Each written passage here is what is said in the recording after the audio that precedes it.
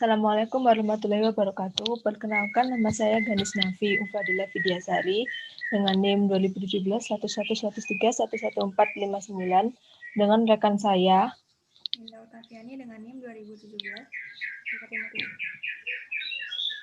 Di sini kami akan menjelaskan mengenai tindak pidana kejahatan terhadap harta benda. Yang pertama akan dibacakan oleh saudari Ninda.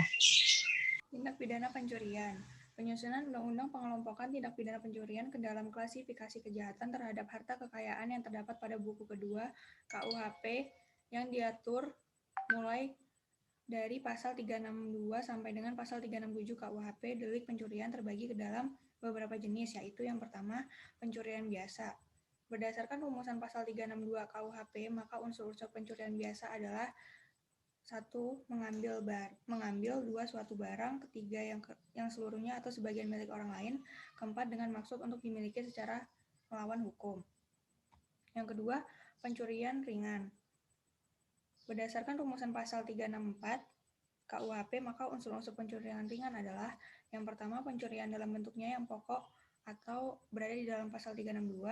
Yang kedua, pencurian yang dilakukan oleh 2 orang atau lebih secara bersama-sama, atau yang ketiga, tindak pidana pencurian yang untuk mengusahakan masuk ke dalam tempat kejahatan atau untuk mencapai benda yang hendak diambilnya.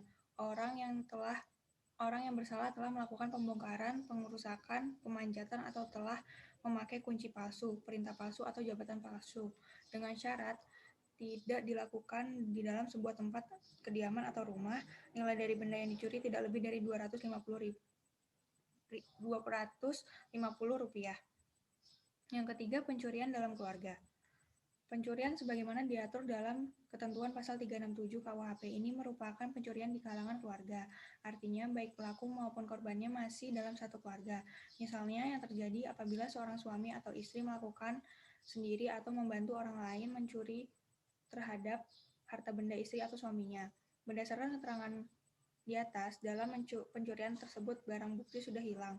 Yang ada hanyalah saksi dan pengakuan dari pelaku. Saksi dan pengakuan dari pelaku merupakan alat bukti, sebagaimana diatur dalam pasal 184 ayat 1 KUHP. Alat bukti yang sah ialah keterangan saksi, keterangan ahli, surat petunjuk, keterangan terdakwa. Untuk dapat pembuktian pelaku bersalah atau tidak, dibutuhkan keyakinan hakim yang didasarkan pada sekurang-kurangnya 2 alat bukti yang sah bahwa terdakwa memang bersalah melakukan tindak pidana tersebut sebagaimana disebut dalam pasal 183 KUHP. Selanjutnya yang B yaitu tindak pidana penggelapan. Tindak pidana penggelapan atau filibustering dalam bentuk pokok diatur dalam pasal 372 KUHP mempunyai unsur-unsur sebagai berikut. Yang pertama, unsur subjektif. Dengan sengaja. Dengan sengaja merupakan satu-satunya unsur subjektif dalam tindak pidana penggelapan, yakni unsur yang melekat pada subjek tindak pidana ataupun yang melekat pada diri pelakunya. Yang kedua yaitu unsur objektif, yaitu meliputi barang siapa, menguasai secara melawan hukum, suatu benda, sebagian atau seluruh, berada padanya bukan karena kejahatan. Jenis-jenis tindak pidana penggelapan diatur dalam buku 2 bab 24 Kitab Undang-Undang Hukum Pidana yang berjudul penggelapan.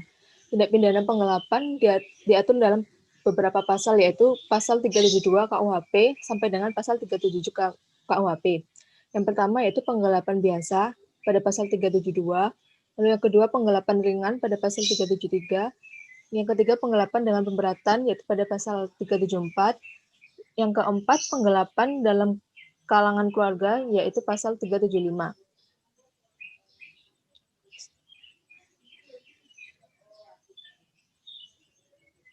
Dan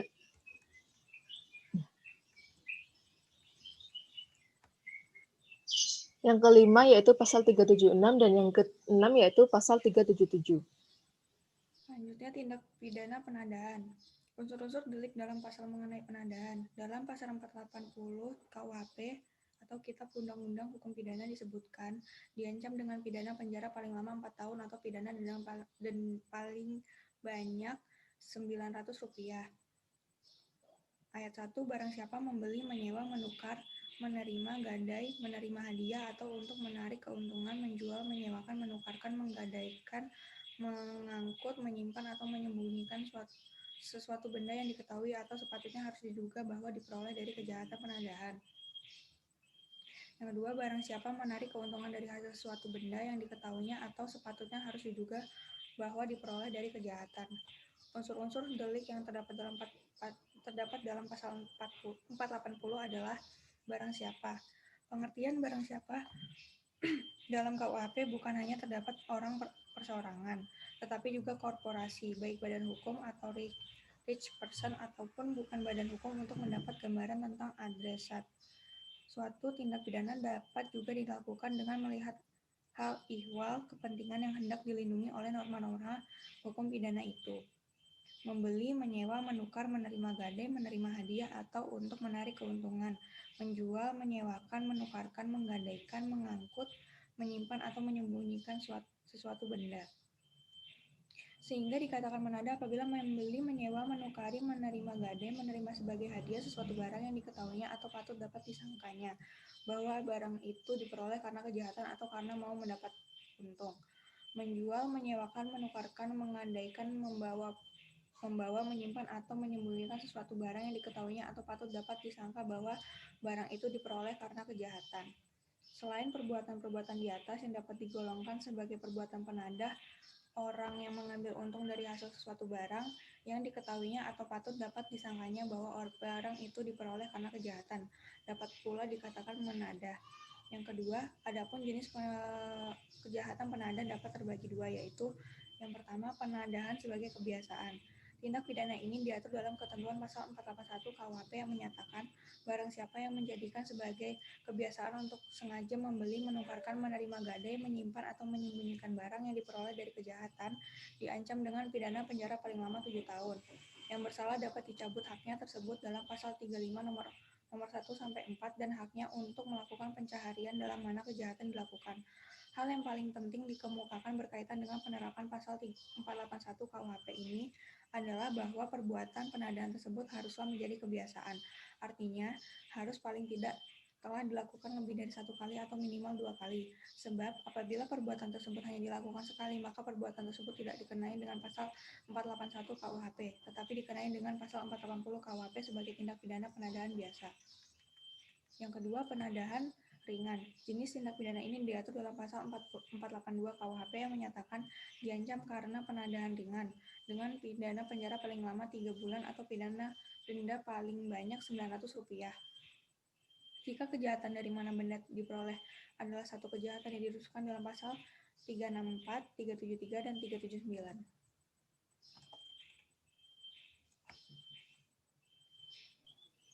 Selanjutnya yaitu tindak pidana pemalsuan. Tindak pidana berupa pemalsuan suatu surat dapat kita jumpai ketentuan dalam pasal 263 KUHP yang berbunyi, barang siapa membuat surat palsu atau memalsukan surat yang dapat menimbulkan sesuatu hak, perikatan, dan pembebasan hutang atau yang diperuntukkan sebagai bukti daripada sesuatu hal dengan maksud untuk memakai atau menyuruh orang lain memakai surat tersebut seolah-olah isinya benar dan tidak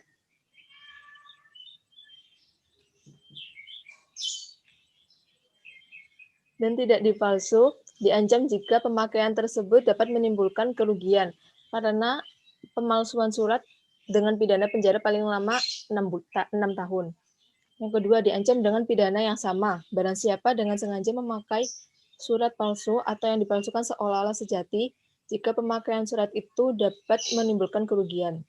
Selanjutnya di dalam pasal 264 KUHP ditegaskan bahwa yang pertama, pemalsuan surat diancam dengan pidana penjara paling lama 8 tahun jika dilakukan terhadap yang pertama akta-akta otentik, yang kedua surat hutang atau sertifikat hutang dari sesuatu negara atau bagiannya ataupun dari suatu lembaga umum. Yang ketiga, surat sero atau hutang atau sertifikat sero atau hutang dari suatu perkumpulan, yayasan, perseroan, atau maskapai. Yang keempat, talon tanda bukti dividen atau bunga dari salah satu surat yang diterangkan dalam 2 dan 3, atau tanda bukti yang dikeluarkan sebagai pengganti surat ini. Yang kelima, surat kredit atau surat dagang yang diperuntukkan untuk diedarkan. Lalu pada ayat 2 diancam dengan pidana yang sama barang siapa dengan sengaja memakai surat tersebut dalam ayat pertama yang isinya tidak sengaja atau yang dipalsukan seolah-olah benar dan tidak dipalsu jika pemalsuan surat itu dapat menimbulkan kerugian. Unsur-unsur pidana dari tindak pidana pemalsuan surat selain yang disebut di atas adalah yang pertama, pada waktu pemalsuan surat itu harus dengan maksud atau menggunakan atau menyuruh orang lain menggunakan surat itu seolah-olah asli dan tidak dipalsukan. Yang kedua, penggunaannya harus dapat mendatangkan kerugian. Kata dapat dimaksudkan tidak perlu kerugian itu betul-betul ada. Baru kemungkinan saja akan adanya kerugian itu sudah cukup. Yang ketiga, yang dihukum menurut pasal ini tidak saja yang memalsukan, tetapi juga yang sengaja menggunakan surat palsu. Sengaja maksudnya bahwa orang yang menggunakan itu harus mengetahui benar-benar bahwa surat yang ia gunakan itu palsu. Jika ia tidak tahu akan hal itu, ia tidak dihukum. Sudah dianggap mempergunakan, misalnya menyerahkan surat itu kepada orang lain yang harus mempergunakan lebih lanjut atau menyerahkan surat itu di tempat di mana surat tersebut harus dibutuhkan. Yang keempat, dalam hal menggunakan surat palsu harus pula dibuktikan bahwa orang itu bertindak seolah-olah surat itu asli dan tidak dipalsukan. Demikian pula perbuatan itu harus dapat mendatangkan kerugian. Selanjutnya, tindak pidana pemerasan dan pengancaman. Tindak pidana pemerasan sebagaimana diatur dalam bab 23 KUHP sebenarnya terdiri dari dua macam tindak pidana, yaitu tindak pidana pemerasan atau afpersing dan tindak pidana pengancaman atau afdragging. Kedua macam tindak pidana tersebut mempunyai sifat yang sama, yaitu suatu perbuatan yang bertujuan memeras orang lain. Unsur-unsur yang ada di dalam ketentuan pasal 361 ayat 1 KUHP yaitu yang pertama, unsur objektif yang meliputi unsur-unsur memaksa orang lain dengan kekerasan atau ancaman kekerasan untuk memberikan atau menyerahkan sesuatu barang yang seluruhnya atau sebagian kepunyaan orang lain. Selanjutnya, supaya memberi hutang. Yang terakhir, untuk menghapus piutang. Yang kedua, unsur subjektif yang meliputi unsur-unsur dengan maksud dan untuk menguntungkan diri sendiri atau orang lain. Unsur-unsur tindak pidana pengancaman dalam pasal 369 KUHP di atas adalah yang pertama, unsur-unsur objektif yang meliputi unsur-unsur memaksa orang lain dengan ancaman pencemaran baik lisan maupun tulisan atau ancaman akan membuka rahasia, supaya memberi hutang, menghapus piutang. Unsur-unsur subjektif yang meliputi dengan maksud dan untuk menguntungkan diri sendiri atau orang lain. Melihat unsur-unsur pasal 369 atau 368 KUHP, tampak semakin jelas bahwa bangunan hukum antara kedua tindak pidana tersebut mempunyai esensi yang sama, yaitu memeras orang lain. Hanya kedua tindak pidana tersebut menggunakan cara-cara yang berbeda untuk mencapai maksudnya.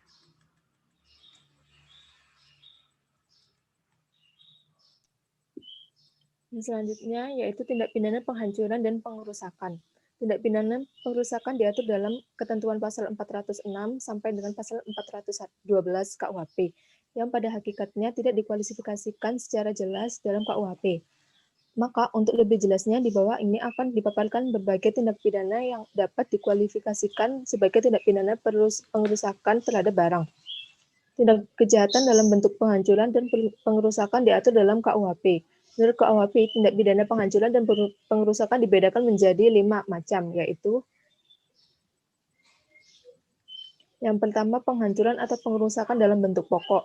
Yang kedua, penghancuran atau pengerusakan ringan. Yang ketiga, penghancuran atau pengerusakan bangunan jalan kereta api, telegraf, telepon, dan listrik atau sesuatu yang digunakan untuk kepentingan umum. Yang keempat, penghancuran atau pengerusakan tidak dengan sengaja. Yang kelima, penghancuran dan pengerusakan terhadap bangunan dan alat pelayanan. Lalu penghancuran atau pengerusakan dalam bentuk pokok ditetapkan dalam pasal 406 KUHP ayat 1. Unsur-unsur pada pasal 406 KUHP yaitu yang pertama, unsur subjektif dengan sengaja. Yang pertama, perbuatan merusakkan membuat tak dapat dipakai atau menghilangkan barang harus dilakukan dengan sengaja. B. Pelaku harus mengetahui bahwa yang dirusakkan, dibikin, tak dapat dipakai atau dihilangkan adalah suatu barang yang seluruhnya atau sebagian adalah kepunyaan orang lain. C. Pelaku harus mengetahui perbuatan merusakkan, membikin, tak dapat dipakai, atau menghilangkan barang itu bersifat melawan hukum. Yang kedua yaitu unsur objektif, yaitu merusakkan, membikin, tak dapat dipakai, atau menghilangkan suatu benda. Selanjutnya penghancuran atau pengerusakan ringan. Jenis tindak pidana ini diatur dalam ketentuan pasal 407 KUHP dengan pengecualian sebagaimana diterangkan dalam pasal 407 KUHP ayat 2. Adapun apabila unsur-unsur pada pasal 407 ayat 1 dan 2 jika dirinci adalah sebagai berikut. Yang pertama, unsur-unsur pada pasal 407 ayat 1 KUHP, yaitu yang pertama unsur-unsur objektif yang meliputi menghancurkan, merusak, membuat tidak dapat dipakai, atau menghilangkan suatu barang dan seekor hewan yang seluruh atau sebagian milik orang lain. Harga kerugian tidak lebih dari Rp25. Lalu yang kedua, unsur-unsur subjektif yang meliputi dengan sengaja dan melawan hukum. Lalu untuk unsur-unsur dalam pasal 407 ayat 2 KUHP, yaitu yang pertama unsur-unsur objektif yang meliputi membunuh, merusak, membuat tidak dapat dipakai atau menghilangkan seekor hewan, tidak menggunakan zat yang membahayakan nyawa atau kesehatan, hewan tidak termasuk hewan yang tersebut dalam pasal 101 yang seluruh atau sebagian milik orang lain.